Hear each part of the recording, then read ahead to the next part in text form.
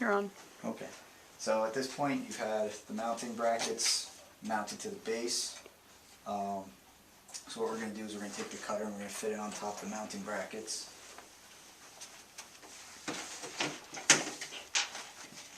And what you want to make sure and look out for is that the cutter sits correctly onto the mounting brackets. If you want to come here and take a look, you'll see, here I'll get a pointer.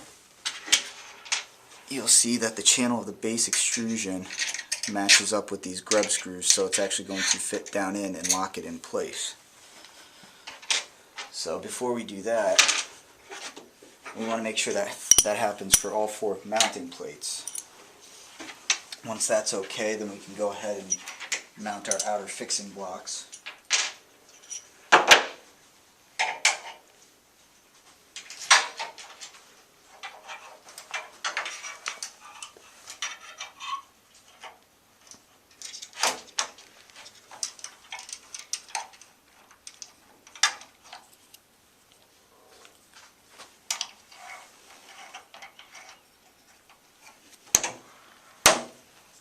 This one.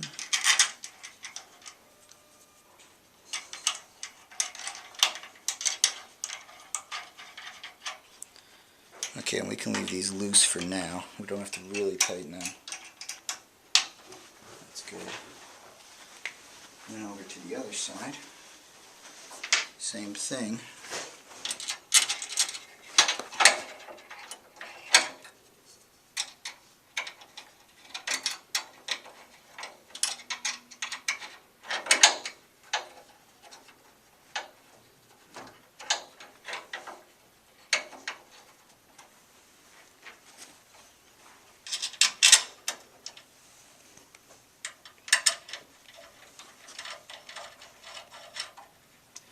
Okay, so now that that's fitted, what we can do is now we can actually tighten our mounting brackets to the base plate.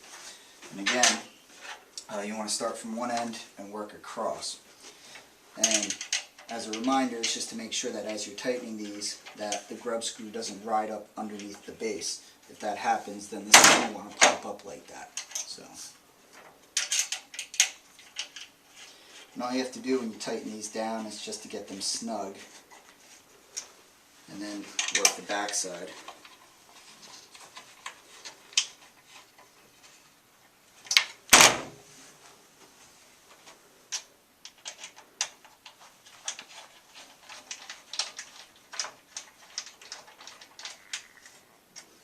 And you'll feel it when it starts to catch and bottom out.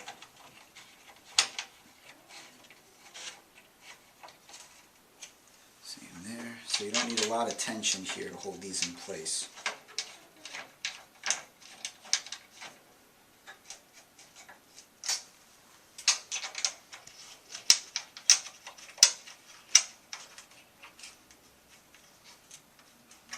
Okay, last one.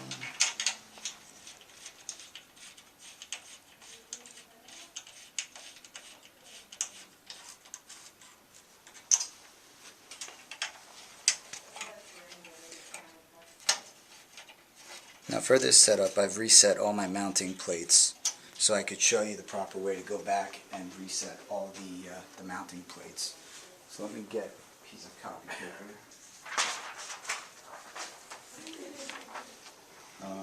Now before we actually do this test, what I want to do is loosen these 2 screws on the back of, on the end plates.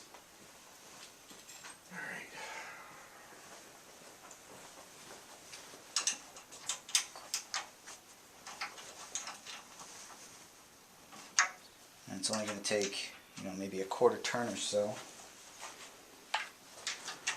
This is going to allow the end brackets to stay down while allowing the base of the cutter to raise up and down as needed.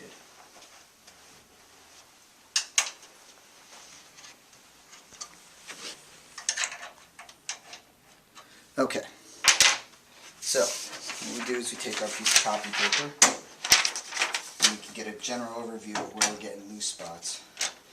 And at this end here, it seems to grab fairly well. we can move down, we see a little bit of a low spot. This low spot carries roughly about 12, 13 inches. And then you can see we kind of have a little bit of loose grip again.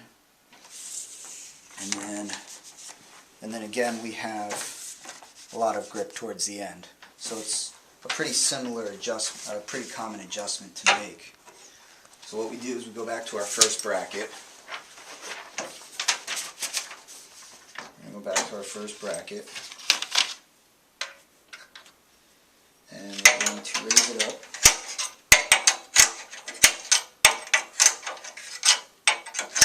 Now the idea is that you're supposed to, whatever adjustment you make at the front of the bracket, you're supposed to duplicate at the back. And that way the front strip and the back grip strips on the bottom of the cutter bar are going to be grabbing the material in the same way. So after a couple of pulls, well actually, you know what, I screwed up, because this one was actually working just fine.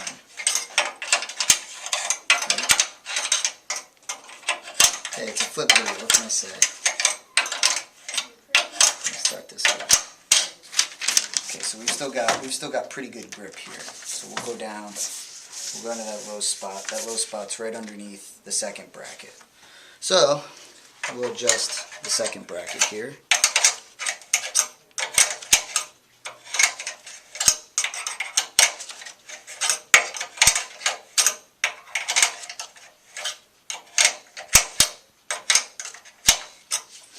A couple of turns, the drag is starting to come up, so we'll adjust the back one as well.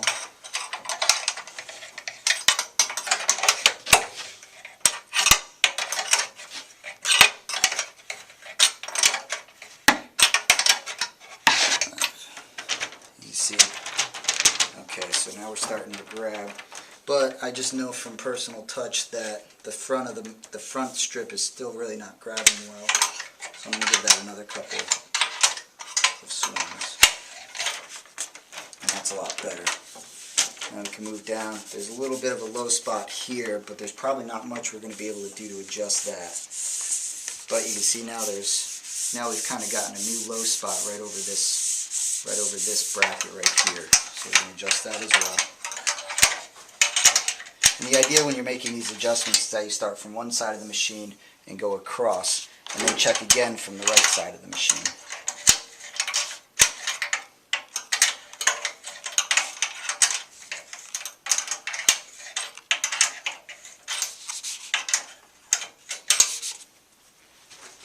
Doing pretty well.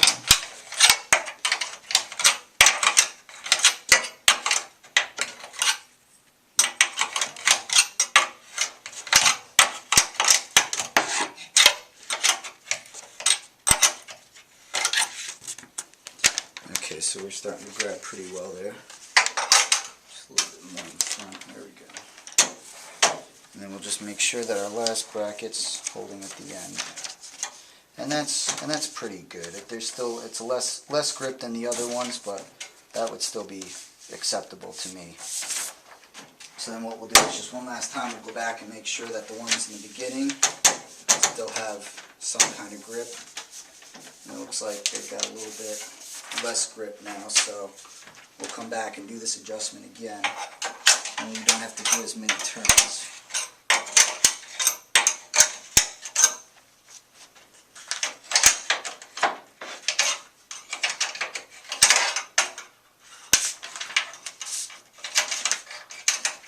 Now, to find yourself getting perfect grip on all the mounting brackets is probably not going to be a difficult or an easy task. So I would recommend trying to get, at least some sort of drag or pull. That's usually probably the minimum I would expect.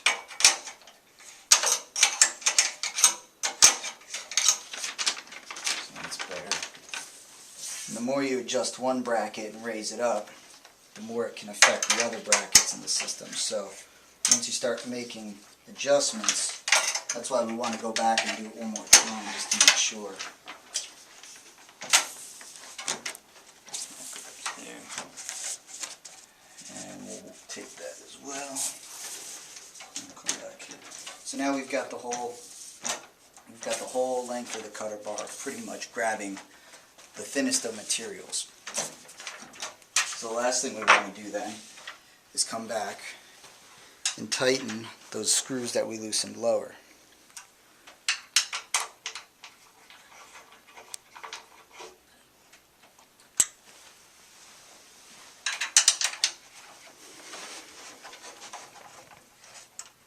Now the last comment I want to make, so normally after this point you should be finished calibrating the base of the machine.